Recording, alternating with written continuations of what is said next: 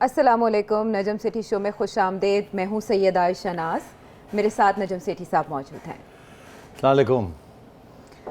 नजम सेठी साहब, कौन बनेगा नया DGISI?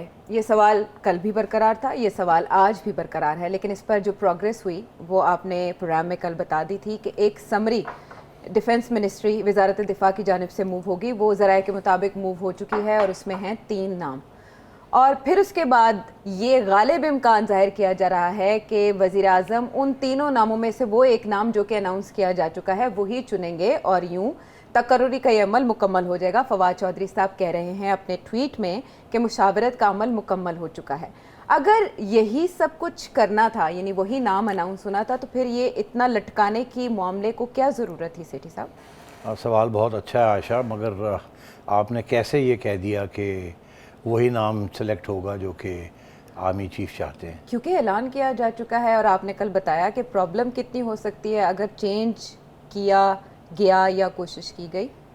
नहीं तो फिर ये गालिब इम्कान है, मैंने यही बोला। हाँ, तो अभी तक ये कहा तो नहीं गया ना, नहीं कहा नहीं गया, उसी को सिलेक्ट किया जाएगा। एक्चुअली ये तो कैबिनेट मीटिंग में भी जो बातें हुई उनकी भी हम कहीं से तस्दीक नहीं करवा सकते, और आप भी कह रहे थे कि हमें तो नहीं पता वहाँ क्या बात है। तो फिर कैसे तुम कह सकती हो? हम अंदाजा ही लगा सकते हैं ना। हाँ, तो फिर ये कहें ना कि अंदाज़ा ये है जी कि 3 नाम जो हैं वो चले गए हैं। वो तो मेरा ख्याल खबर आ चुकी है ना, वो तो एक रिपोर्टिंग हो चुकी है, उसके ऊपर कोई तरदीद नहीं है। मान लिया गया कि प्राइम मिनिस्टर साहब को एक लिस्ट चली गई है और उस पर 3 नाम है, ये कहा जा रहा है, और इसकी कोई तस्दीक नहीं हुई, रिबटल नहीं हुई, ठीक है ना। अच्छा, अब ना तस्दीक हुई है ना तरदीद हुई है, मगर चैनल्स में ये चल रहा है और कोई डिनाइल नहीं आ रही, ऐसे ही है ना। फवाद चौधरी साहब ने जो बात कही है, उन्होंने ये इशारा किया है कि बहुत सब कुछ ठीक है जी और सब मुतमईन है, और जो भी फैसला होगा वो आर्मी चीफ को भी पसंद आएगा और प्राइम मिनिस्टर साहब को भी पसंद आएगा, और कोई दोनों बड़े मुतमईन है, कोई मसला नहीं, यही कहा। प्रोसेस शुरू हो चुका है, प्रोसेस शुरू हो चुका है। अच्छा, अब बात यह है कि अगर प्रोसेस शुरू हो चुका है तो इतनी देर क्यों लग रही है? प्रोसेस का क्या मतलब है? क्या प्रोसेस है? 3 नाम है, एक लेटर टाइप होना है, 3 नाम आने हैं GHQ से, वो 3 नाम जो हैं वो उसी वक्त प्राइम मिनिस्टर साहब के आगे आ जाएंगे, तो प्रोसेस शुरू होने का क्या मतलब है? ये तो कोई बात नहीं है ना, 10 दिन लग गए आपको प्रोसेस करते हुए। चले आप समझे कि कल या रात को जाके कोई इत्तेफाक हुआ है या परसों हुआ है, तो फिर इतनी देर क्यों लग रही है प्रोसेस में? और प्रोसेस से मुराद क्या है इनकी? अगर ये तस्लीम कर रहे हैं आयशा कि नाम आ गए हैं, अब टाइप आउट हो गया है, अरे भाई आयशा, अरे बहन आयशा भाई लोग भी कह सकते हैं, देखिए, डिफेंस मिनिस्ट्री प्राइम मिनिस्टर के अंडर आती है ना। जी जी, ऐसे ही है ना जी। सेक्रेटरी मिनिस्टर जो है वो खटक साहब है ना जी, परवेज खटक साहब, ठीक है ना। तो वो समरी जो है वो परवेज खटक साहब अपना एक्सटेंशन उठाएंगे और सेक्रेटरी को कहेंगे कि वो एक समरी पुटअप कर दें 4 लाइनों की, जिसके अंदर 3 नाम ये होंगे, और वो भेज दें, मैं साइन करता हूँ, और वो ऊपर चली जाती है टू दी प्राइम मिनिस्टर। इसमें देर किस बात की? तो प्रोसेस शुरू हो चुका है, ये क्या बात हुई? ड्यू प्रोसेस होता है ना, एक ज़ाब्ते की कार्रवाई होती है। अच्छा, और ये काबीना के हवाले से इत्तलात थी कि वज़ीर आज़म ने उसमें शायद ये शिकवा किया है कि ज़ाब्ते की कार्रवाई होना चाहिए थी। तो हो जाए ना, तो मैं ये कह रहा हूँ अगर ये कल की बात है और आज सारा दिन अभी तक कोई कार्रवाई नहीं हुई, तो मतलब है कि फिर देर किस बात की है? मैं ये सिर्फ समझाने की कुछ कोशिश कर रहा हूँ कि कुछ मसले हैं ना अभी तक। नहीं, मैं फिशी तक पहुंच गई थी। अच्छा, आपकी ट्वीट में भी पहुंच तो गई मतलब थी। है कि ये प्रोसेस हो रहा है, ये हो रहा है, वो हो रहा है, ये सारे ड्रामे हैं। हाँ, इसके पीछे कुछ और भी गेम है। अच्छा, वो क्या है? वो मैं आपको बताता हूँ क्या बताएं क्या। देखिए, बात ये है कि अब प्राइम मिनिस्टर साहब ने झगड़ा ले लिया, इस पर कोई शक ही नहीं है। उन्होंने अगर झगड़ा ना लेना होता तो पहले दिन ही साइन कर देते। अब वो कह रहे हैं, पहले तो उन्होंने ना कर दी, उन्होंने कहा जी कि नहीं, मैं किसी और को चाहता हूँ। जाहिर, मैं तुम्हें आपको बता रहा हूँ, उन्होंने पहले कहा कि जी नहीं, पहले तो ये उन्होंने कहा कि मैं नहीं चाहता कि जनरल फैज़ जो हैं अभी यहाँ से जाएँ, अभी रहने दें उनको। फिर उनको ये कहा गया कि नहीं, वो तो हमारी ज़रूरत है, वो कोर कमांड करनी है और हमने कुछ तब्दीलियाँ भी करनी है। तो उन्होंने कहा अच्छा, फिर मुझे फ़लाना चाहिए। ये मैं आपको बता रहा हूँ, और आगे से वो तो हमारे यहाँ इत्तेफाक है कि कोई हम कंट्रोवर्शियल किस्म के लोगों को अब नहीं लाना चाहते, तो इसलिए आप कोई ऐसा हम आपको नाम देते हैं जो कि न्यूट्रल है, जिसके ऊपर कोई तनकीद नहीं है, कोई कंट्रोवर्सी नहीं है, और जो कि हम समझते हैं it be very good as a neutral, good a political general. तो वहाँ फिर खान साहब को बात पसंद नहीं आई, तो इसलिए ये बात फिर आगे चलती गई है, इसीलिए अभी तक नोटिफिकेशन नहीं हो रहा है।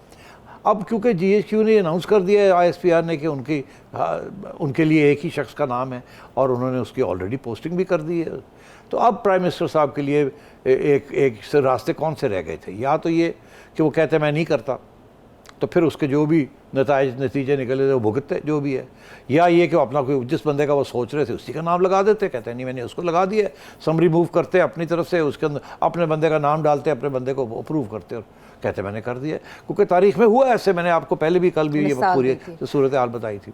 उसके बाद भी फिर यही फिर भुगतना पड़ता, क्योंकि फिर जाहिर है नाराज़गी हो जाती कहीं, क्योंकि वहाँ तो एक अनाउंसमेंट हो चुकी थी ना, या तो अनाउंसमेंट ना हुई होती फिर तो कोई अंदर की बात रह जाती, मगर अनाउंसमेंट हो चुकी थी। लेकिन ये भी नहीं है कि अनाउंसमेंट एक तरफा तौर पर हुई हो, आपने फरमाया वो तो मैंने कल बताया हाँ, था ना, तो वो तो अनाउंसमेंट हो गई थी, और जिन्होंने अनाउंसमेंट की थी उनका यही ख्याल था कि इत्तेफाक हो गया जी। तो अब बात यह है कि इस वक्त कोई मसला है। अच्छा, अब वो मसला मैंने इशारा तो कर ही दिया आपको कि उसमें वो कह रहे हैं कुछ अर्सा ठहर जाएं, ये कर लें, 2 महीने ठहर जाएं, ये बातें सारी होती रही हैं। इसका ताल्लुक जो है, जो हमें कहा जा रहा है कि जी वो अफ़गानिस्तान के साथ ताल्लुक़ है, जो करंट DGISI हैं जनरल फैज़, उन्होंने अफ़गानिस्तान का मसले को बड़ी गौर से देखा। 2 बयानियां हैं, आप ज़रा रहनुमाई करें। वज़ीर आज़म चाह रहे हैं कि अफ़गान मसले की वजह से 3 से 4 हफ्ते या 3 से 4 माह जो भी सामने कोट किया जा रहा है, जनरल फैज़ को इस पोस्ट पर रहना चाहिए। दूसरी जानिब 11 कोर पेशावर कोर की भी बात की जा रही है कि अफ़गानिस्तान के तनाजुर में तो वो कोर भी बहुत अहम है और वहाँ उनकी एक्सपर्टीज़ काम आ सकती हैं, तो किसका बयानिया ठीक है? नहीं, मगर बात ये है ना आयशा, ये तो हवा में है ना बातें जी, ये तो अफवाहें हैं। ये नहीं है कि जी प्राइम मिनिस्टर ने ये कहा और वो कहते हैं हाँ मैंने ये कहा, या दूसरा जो बयान है, ये तो लोग बातें कर रहे हैं ना कि प्राइम मिनिस्टर चाहते हैं कि जनरल फैज़ रह जाएं अफ़गानिस्तान की वजह से, वो कहते हैं नहीं, मगर दूसरे लोग कहते हैं कि नहीं क्या फ़र्क पड़ता है, वहाँ भी बैठ के तो डील कर सकते हैं, ऐसी क्या बात है? तो मतलब ये कोई कंफर्म खबरें नहीं है, ये उड़ती उड़ती खबरें हैं। तो इसको हमें ट्रीट भी वैसे ही करना चाहिए कि जी ये उड़ती उड़ती खबरें हैं कि वो ये कह रहे हैं, वो ये कह रहे हैं, वो ये कह रहे हैं। Let me finish. अच्छा, अब बात ये है कि सिचुएशन ये है कि अब कल जॉइंट सेशंस किए गए दोनों हाउसेस के, और पता नहीं जॉइंट सेशन होगा या अलग अलग उनको कॉल 4 बजे सेनेट का, 5 बजे कौमी असेंबली। अच्छा, अब बात ये है कि यहाँ फिर स्पेकुलेशन शुरू हो गई है कि ये क्यों कॉल किए गए, क्या इनको कॉल करने का कोई ताल्लुक इस अपॉइंटमेंट के साथ है या नहीं। वो सवाल इसलिए खड़े हो रहे हैं आयशा कि कैबिनेट में इस बात को ले जाने की क्या ज़रूरत थी? आज तक तो किसी ने कैबिनेट में लेके नहीं गए, तो प्राइम मिनिस्टर का फैसला होता है, ये काबीना का फैसला नहीं होता। पहले भी जो माजी में भी जो कुछ होता रहा है, जब अपॉइंटमेंट्स होती रही हैं, एक समरी जाती रही है, प्राइम मिनिस्टर अपने दफ्तर में बैठ के टिक करते थे और ख़त्म हो जाती थी बात, तो काबीना को बीच में लाने की क्या बात? तो फिर ये हमें ये पता चला जी कि अब काबीना में गई ये बात। फिर कल काबीना के अंदर जो प्रोसीडिंग्स हुई हैं वो लीक भी हो गई हैं। उनके एक पोलिटिकल एडवाइज़र हैं आमिर डोगर साहब, जिसको आप दिखाना चाहेंगे अभी, मैं अभी इसको ख़त्म कर लूँ फिर आप दिखाएं भी। वो उन्होंने आके बहुत सी बातें कर दी हैं कि प्राइम मिनिस्टर साहब ने काबीना के अंदर ये कहा, वो कहा, ये कहा। बेसिकली प्राइम मिनिस्टर का जो मौक़िफ़ है या इस हुकूमत का जो मौक़िफ़ है इस चीज़ के ऊपर, वो उन्होंने बयान कर दिया है इन साहब के ज़रिए, मगर जो दूसरी साइड है उनका मौक़िफ़ कोई बयान करने वाला नहीं है, सवाए कि ISPR ने एक बयान दिया था, उसके बाद ना तुम कर रही हो, ना मैं कर रहा हूँ, ना कोई मरियम कर रही है, ना कोई और कर रहा है, ना कोई भी नहीं कर रहा ना, कोई स्पोक्समैन नहीं कर रहा। ISPR भी कुछ नहीं बता रहे, कुछ नहीं बता रहे।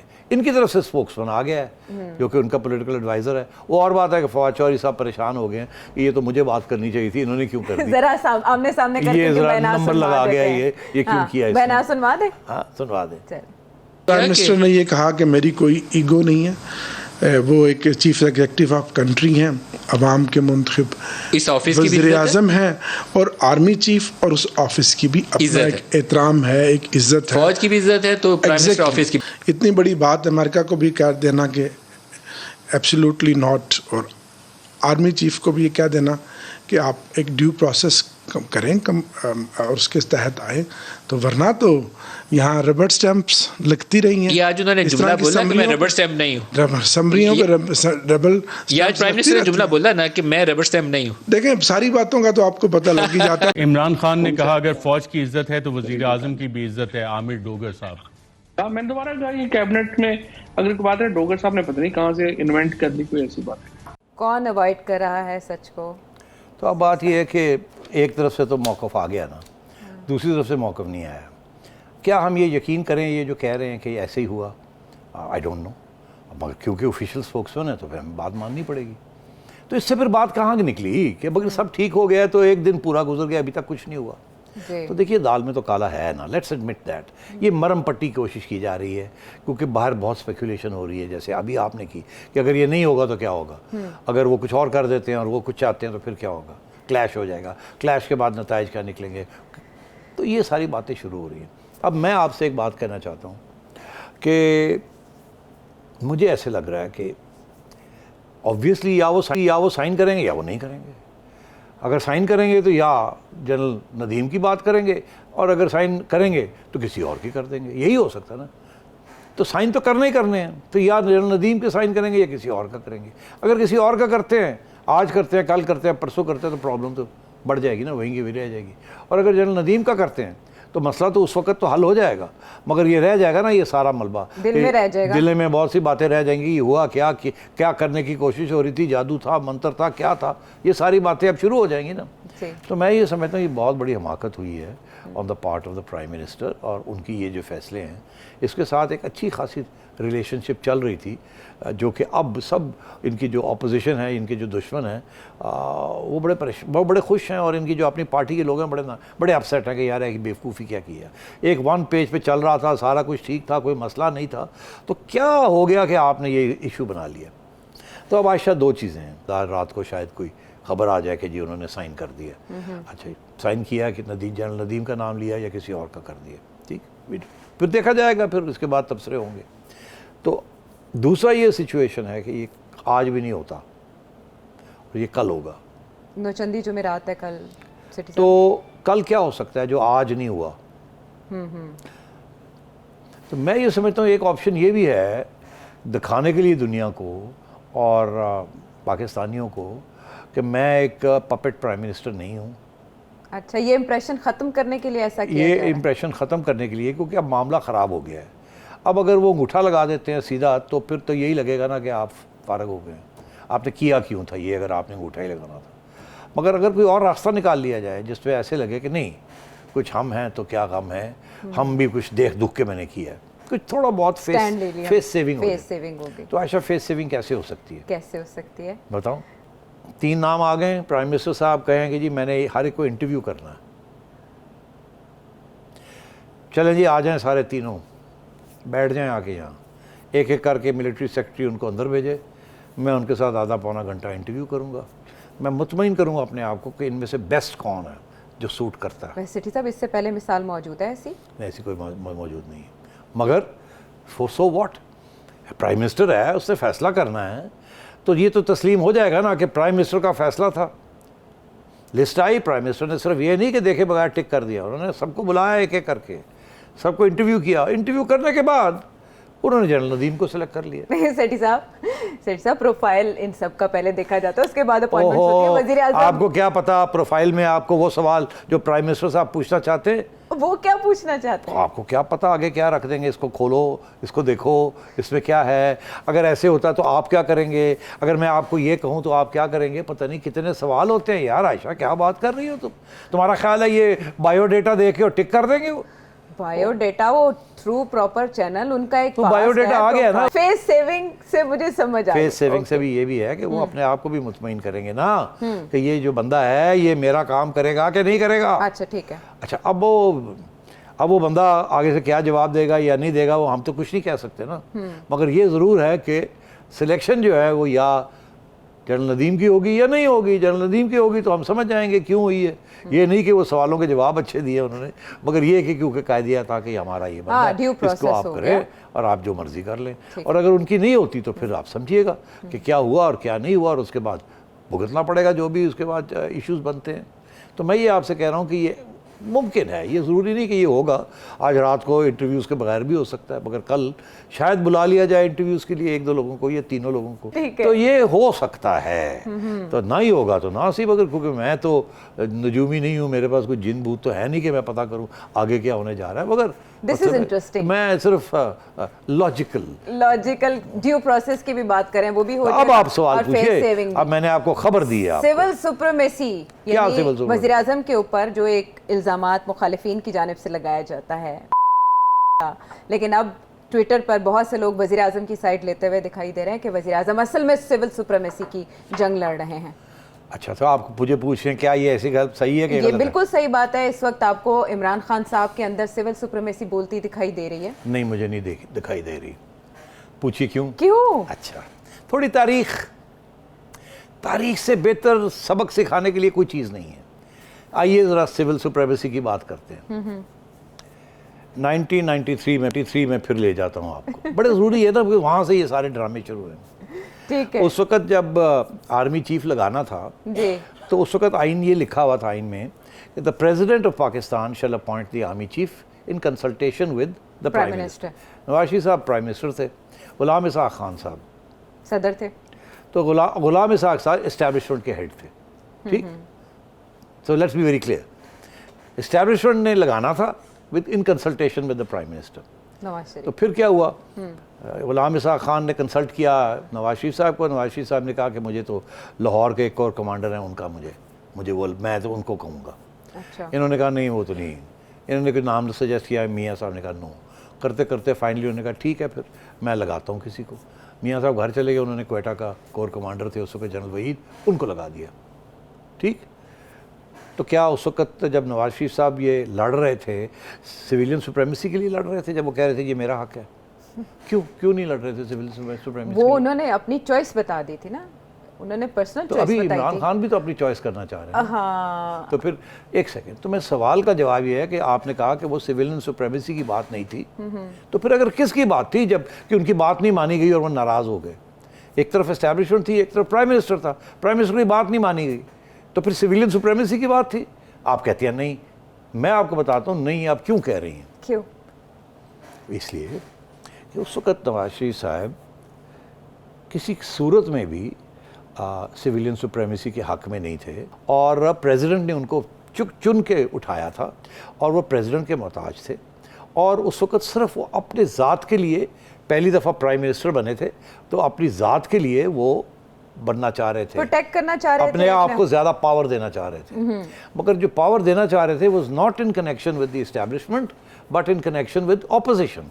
वो अपनी एक अथॉरिटेरियनिज्म को बढ़ा रहे थे, जिसकी वजह से आपने देखा कि जब वो अगली दफ़ा प्राइम मिनिस्टर बने तो उन्होंने फिर लड़ाई झगड़े ले लिए इसी चीज़ के ऊपर कि मैं लगाऊंगा, मैं बनाऊंगा। तो क्या चाह रहे थे ये अमीरुल मोमिनीन बनना चाह रहे थे। अमीरुल मोमिनीन जमहूरी कोई सिविल सुप्रीमेसी की बात नहीं है। अमीरुल मोमिनीन इज अबव एवरीबडी। ये सिविलियन सुप्रीमेसी नहीं है, ये डिक्टेटरशिप थी। ठीक है। तो जमहूरियत में सिविल सुप्रीमेसी की बात होती है, अथॉरिटेरियनिज्म में या ज़ात को बढ़ाने में इंस्टीट्यूशनल ग्रोथ नहीं होती, ज़ात की बात होती है। तो जब ज़ात की बात होती है, अपनी पर्सनल एग्रैंडिसमेंट की बात होती है, जिसका ताल्लुक सिविल सुप्रीमेसी से नहीं है, नाम इस्तेमाल किया जाता है। इसी तरीके के साथ हमारी तारीख में हमने देखा है कि एक सो कॉल्ड एक शख्स आया है, उसने जमहूरी रास्ता इख्तियार किया है, पावर सीज कर लिए, उसके बाद ऑल पावरफुल बन के उसी जमहूरी रास्ते को बंद कर दिया। इसी तरीके से तो फाशिज्म आई, इसी तरीके से तो सिविलियन डिक्टेटरशिप्स होती हैं। One man show. तो ये इसलिए ये ज़रूरी नहीं होता कि जब एक शख्स किसी इस किस्म की चीज़ अपने लिए, अपने पावर्स को बढ़ाने के लिए कुछ करे, इसका ये मतलब नहीं होता कि ये सिविलियन सुप्रीमेसी के लिए। स्ट्रेंथन होते हैं जमहूरी इदारे स्ट्रेंथन करने के लिए खान साहब की खिदमत अब तक क्या रही, और किसी भी इंतखाब में आपके पेश नज़र क्या क्या हो सकता है, इस पर बात हो रही है। आप हमारे साथ रहिए, हम ब्रेक के बाद वापस आते हैं।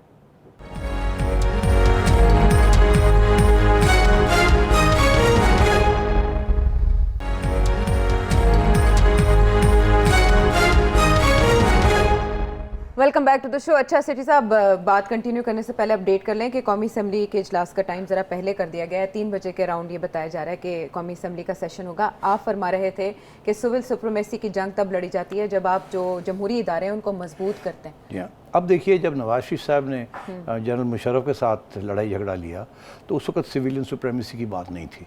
वो ख़ुद अपने आप को फिर he wanted to be all powerful. ये नहीं था कि जी वो आर्मी के ऊपर हावी होना चाह रहे थे, वो अपना पावर बढ़ाना चाह रहे थे, और वो नाराज़ थे कि जनरल मुशर्रफ ने उनको बिट्रे किया था। तो इसलिए उन्होंने he try to sack general Musharraf. Again it was not about civilian supremacy. अच्छा, अब सिविलियन सुप्रीमेसी, अब आज की जो सिचुएशन है उसमें सिविलियन सुप्रीमेसी क्या है? जब नवाज शरीफ साहब दूसरी दफ़ा आए ना, अभी जब उस वक़्त नवाज शरीफ साहब ने कोई ऐसा कदम नहीं उठाया जिसके साथ या वो अमीरुल मोमिनीन की तरफ गए हों या उन्होंने फ़ौज को अंडरकट करने की कोशिश की हो। वो और बात है कि एक दो इश्यूज़ के ऊपर जो कि पावर का रिलेशनशिप नहीं थी, पॉलिसी की बात थी, उसके ऊपर कोई इश्यूज़ बन गए और यहाँ से ये फ़ैसले हो गए कि हमने इनको नहीं रखना। जनरल मुशर्रफ उन्होंने जब फ़ैसला किया कि इनके ऊपर केस करना है तो इस्टेब्लिशमेंट ने बड़ी नाराज़गी का इजहार किया। उन्होंने कहा ये बंदा ठीक नहीं है, इसको तो फिर निकालें। ये कोई सिविलियन सुप्रीमेसी के लिए नहीं लड़ रहे थे जब उन्होंने ये कहा कि जी मुशर्रफ साहब के ऊपर कोई केस होना चाहिए। मगर अब इमरान खान साहब जब बात करते हैं तो इमरान खान साहब वो शख्स हैं जिन्होंने एक सिविलियन अदारा नैब को तबाह कर दिया है अपने ज़ात के लिए। इसी तरीके के साथ जो ऑर्डिनेंसेस पास हो रहे हैं पार्लियामेंट को अंडरमाइन कर दिया है। और मैं इसके लिए आपको बड़े ढेर सारे आपको एग्जांपल्स दे सकता हूं जो कि आप खुद जानते हैं कि किस तरीके के साथ वो इदारों को जो कि रियासत के इदारे हैं उनको कमज़ोर कर रहे हैं अपनी ज़ात के लिए। इसलिए ये जंग जो है ये जंग सिविलियन सुप्रीमेसी की जंग नहीं है।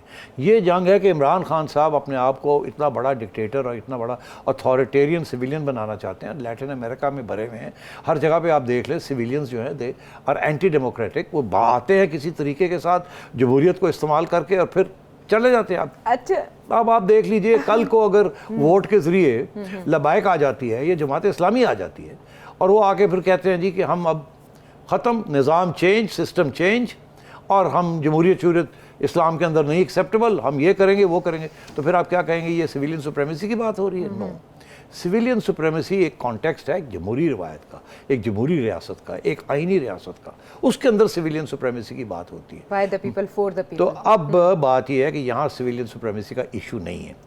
अब आइए आपके क्या, जब नवाज शरीफ साहब जो बात करते हैं वोट को इज्जत दो, क्या वो सिविलियन सुप्रीमेसी की बात है कि नहीं? ये बड़ी, this is the real issue, not कि ये क्या है, असली इशू वो है।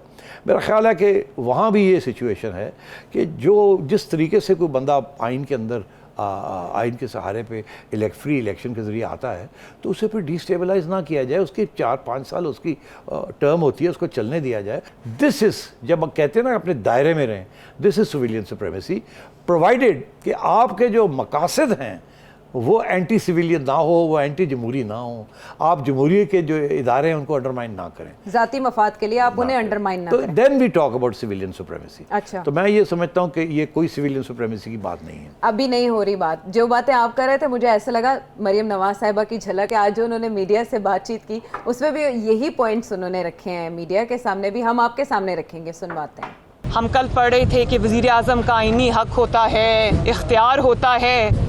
आज आपको वोट को इज्जत दो याद आ गई है, तो मैं आपको ये बता दूं कि आपको नवाज शरीफ बनने की कोशिश भी नहीं करनी चाहिए।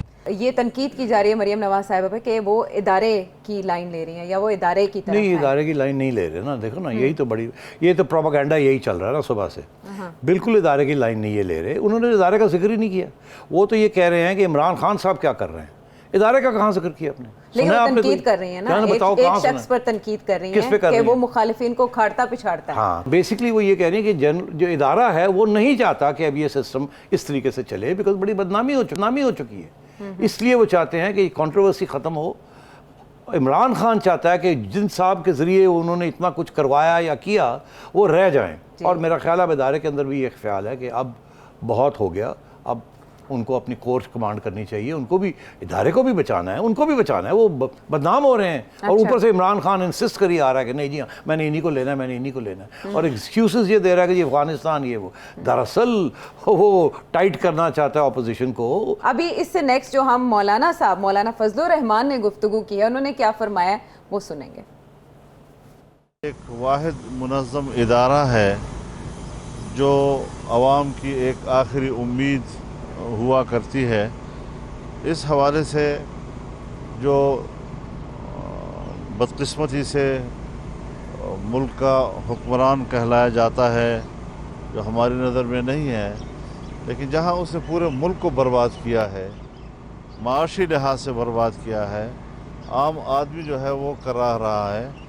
इसी तरह हमारे मुल्क के मुनज़्ज़म इदारे को जो नुकसान इन चंद दिनों में उसने पहुंचाया है, शायद पाकिस्तान का दुश्मन हमारे इस इदारे को उतना नुकसान न पहुंचा सके। देखिए, बात वहीं आ जाती है कि अब ऑपोजिशन की ये कोशिश है कि किसी तरीके के साथ इदारे को अलग कर दिया जाए और उनमें से एक आध शख्स जो है उसके ऊपर टारगेट किया जाए। और वो आज नज़र आ रहा है कि वजह वो कामयाब हो गया ना, वो जो पॉलिसी थी कि अटैक किया जाए इन दोनों को, अब वो कंट्रोवर्शियल हो चुके हैं। अब इदारा भी परेशान हो गया कि यार ये क्या, हमारी जो इतनी करीबी रिश्ता था इमरान खान के साथ, वो तो हमारे उल्टे गले पड़ रहा है, और हमारे जो अपने अफसर हैं वो भी ख़राब हो रहे हैं। और उधर ये है कि इमरान खान साहब को समझाया जाए कि भाई अब हमारे ऊपर इतना भरोसा मत करो, खुद अपने पाँव पे खड़े हो, कुछ करके दिखाओ। सारा बोझ हमारे पे डाल दिया आपने, और ऊपर से फिर हमारे लोगों को भी आप ख़राब कर रहे हैं। तो इस किस्म की इश्यूज चल पड़े हैं। तो मौलाना जो हैं वो टिल्ट ज़रूर कर रहे हैं, मगर मैं देख रहा हूँ कि जो मरियम जिस तरफ जा रही है उधर ही मौलाना भी उसी तरफ जा रहे हैं। बहरहाल अगर साख की इतनी परवाह है तो ये तो बहुत अच्छी बात है, तो बहुत बड़ी बात है कि अगर किसी इदारे को अपनी साख की परवाह है। आने वाले दिनों में देखेंगे कि ये जो आवाज़ पैदा हो रही है, ये आवाज़ें उठ रही हैं, इनकी गूंज कहाँ तक जाती है। हम ब्रेक के बाद वापस आएंगे।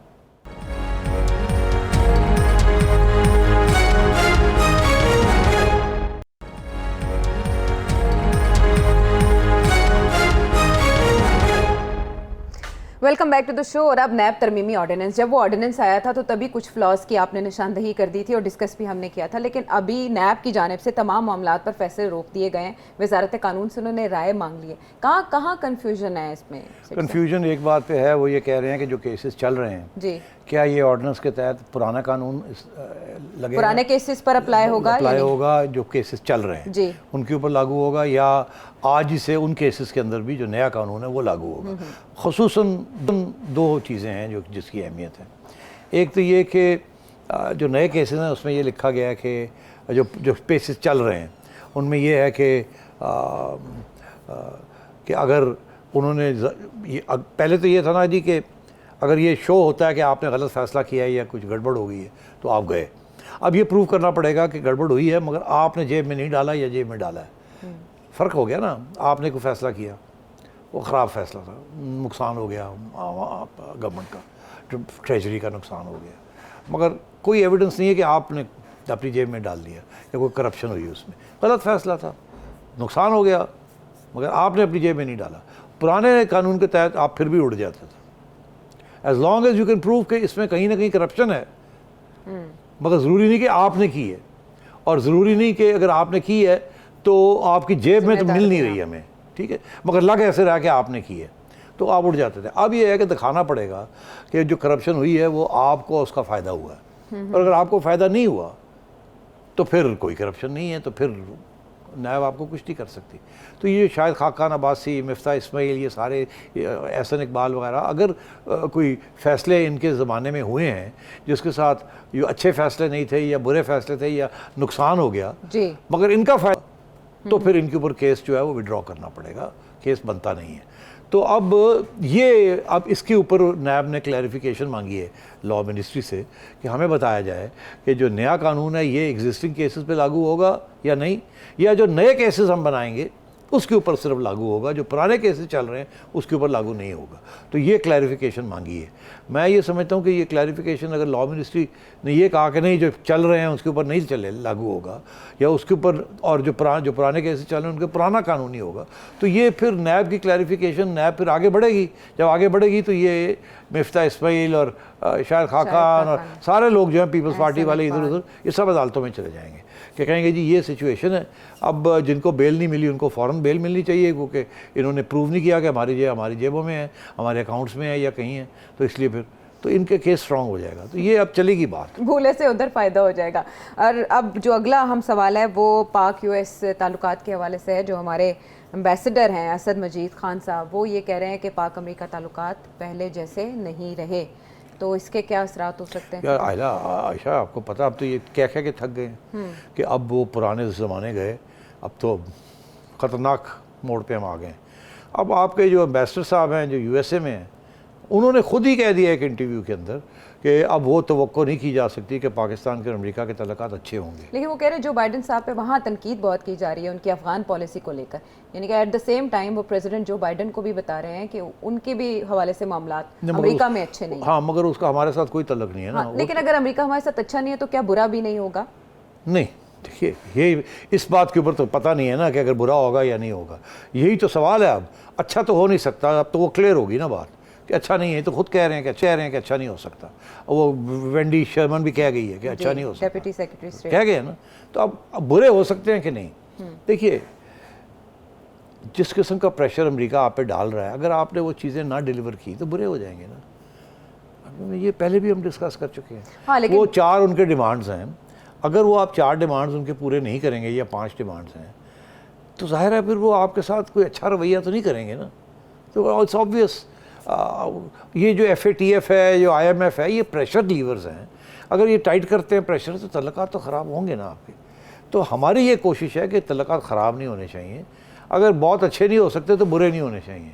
मगर लोग जो ये कह रहे हैं वो कह रहे हैं कि अमेरिका तो सुपर पावर है, वो अगर उनको चीज़ नहीं मिलेगी अपनी जो वो मांग रहे हैं आपसे, तो हो सकता है वो नाराज़गी का इजहार भी करें, कोई टाइट कर दें कहीं आपको और आपको तकलीफ़ होनी शुरू हो जाए। इस मुल्क के अंदर 2 चीज़ें हैं, एक बहुत बड़े पैमाने पे एंटी अमेरिकनिज्म है। सेंटिमेंट ये 90 की दिहाई के बाद इस मुल्क के अंदर एक लहर आई थी एंटी अमेरिकनिज्म की, और वो अभी तक सारा मुल्क एंटी अमेरिकन है, क्योंकि वो दिन था और आज का दिन है। पहले अमेरिका ने हमारा न्यूक्लियर प्रोग्राम के ऊपर एतराज़ किया, फिर हमें थ्रेटन किया, फिर हमारे ऊपर सैंक्शंस लगाए, फिर हमारे F-16 के पैसे ले लिए और F-16 नहीं दिए, and so on and so fourth. तो वो ज़माने हमें भूले नहीं हमारी आवाम को। उसके बाद ये डू मोर की सिचुएशन शुरू हो गई, और अब ये स्केप गोटिंग करने की कोशिश कर रहे हैं पाकिस्तान को कि जी हमारी गलती नहीं है, पाकिस्तान ने धोखा किया हमारे साथ। तो आप पाकिस्तान क्या तो एक तो ये कि हमारे तल्लुकात यहाँ एंटी अमेरिकनिज्म है, जिसकी अब आपने देखा एब्सोल्युटली नॉट, और इस किस्म की बातें शुरू हो गई। दूसरी एक और चीज़ भी है, ये जो मिलिटेंसी है ना, इस्लामिक मिलिटेंसी, ये हमारे मुल्क में बढ़ रही है। ये वेस्टर्न पास जो है उनको ये बात पसंद नहीं आ रही है, उन्हें डर लगता है। आपको याद होगा जब तालिबान धंधना रहे थे 5 साल 6 साल पहले, और ये बातें हो रही थी कि तालिबान अटक तक आना चाह रहे हैं जी, याद है आपको? और उस वक़्त दुनिया परेशान हो गई थी। उन्होंने कहा यार 70 मील दूर तो एटॉमिक न्यूक्लियर वेपन्स पड़े हुए पाकिस्तान के, और ये तालिबान जो है ये कह रहे हैं हम अटक तक ले लेंगे और ये कर लेंगे, और TTP जो थी धंधना रही थी और बातें हो रही थी। तो उस वक़्त ये इन्होंने स्क्रैम्बल किया, इन्होंने देखा हो क्या रहा है। वो दिन है और आज का दिन है, हमारे यहाँ इस्लामिक मिलिटेंसी बढ़ रही है, टेररिज्म भी बढ़ रही है, ख़त्म नहीं हुई। जब हमारा ख्याल था हमने ख़त्म कर दिया, फिर रिवर्जन हो रही है, और Taliban are not helping us. ऊपर से हमारे अंदर बहुत से मिलिटेंट फोर्सेस जो हैं वो अब बाहर निकल रही हैं, और जो सेक्टेरियन ऑर्गेनाइजेशंस हैं they can also be inspired by Al-Qaeda and TT and Daesh ISI। तो मैं समझता हूँ कि ये परेशानी का बायस है इंटरनेशनल कम्युनिटी के लिए। इसलिए you are in a difficult situation. आपकी इंटरनल पॉलिटिक्स जो है वो भी, उसके ऊपर भी एतराज़ है कि यहाँ आप किस किस्म की फोर्सेस को हवा दे रहे हैं और उनको बढ़ने दे रहे हैं, और क्रैकडाउन नहीं करते, ख़त्म नहीं करते, जैसे आपने TTP को नहीं किया था। अब आप इनको भी आने दे रहे हैं, और फिर तो अब आपने देखा क्या हुआ, लबायक के लीडर साहब को जी रिहाई का हुक्म आया, लेकिन सुप्रीम कोर्ट ने वापस उनको रोक नहीं, उनको पंजाब गवर्नमेंट ने अपील की जी सुप्रीम कोर्ट जाके कि इनको छोड़ना चाहिए, रिहा नहीं करना। जी तो क्यों? पुराने ज़माने में तो पंजाब हुकूमत में इतने गट्स ही नहीं थे कि वो रोकती, पेशकदमी रोक लेती। वहाँ यहाँ जब चीफ मिनिस्टर फैसला करता था कि हमने बसंत करनी है, तो कुछ मौलाना हजरात से बयान आ जाते थे आयशा कि हम नहीं होने देंगे बसंत, तो सारे भाग जाते थे लोग, नहीं करते फिर। ऐसे ही है ना। तो अब ये सूरत हाल है कि वो बसंत तो नहीं हुई ना फिर। हाँ। तो अब ये है कि अभी आपने देखा कि जब वो उनको रिहाई का वक्त आ गया साद साहब का, रिजवी साहब का, तो कितने लबायक के लोग पहुंच गए थे, और आपको याद आना शुरू हो गया था कि उस वक्त क्या हो रहा था जब ये बाहर निकले हुए थे। तो कल को कुछ और भी हो सकता है। तो ये लोग परेशान होते हैं इन चीज़ों से। तो आप ये समझ रही हैं कि तल्लुकात ख़राब नहीं हो सकते? बिल्कुल हो सकते हैं। अमेरिका के साथ तल्लुकात ख़राब अच्छे नहीं हो सकते। बहुत बड़ी डेवलपमेंट होगी अगर हम इनको यहाँ होल्ड कर लेते हैं किसी तरीके के साथ, ताकि हमारा नुकसान ना हो। अच्छा, यानी आप कह रहे हैं कि अगर आप खारिजा पॉलिसी को बेहतर बनाना चाहते हैं तो कुछ अपने घर के मामलात पर भी तवज्जो दें, ये बहुत ज़रूरी है। बहुत ज़रूरी है ये, और ये टिप हमें मिल गई है पाक अमेरिका रिलेशन के तनाजुर में। टेलीविज़न स्क्रीन पर आपके सामने एक नंबर है, सेठी साहब से आप सवाल पूछ सकते हैं और हम तक अपना फीडबैक भी पहुँचा सकते हैं। अगले प्रोग्राम तक के लिए अल्लाह ने के बान।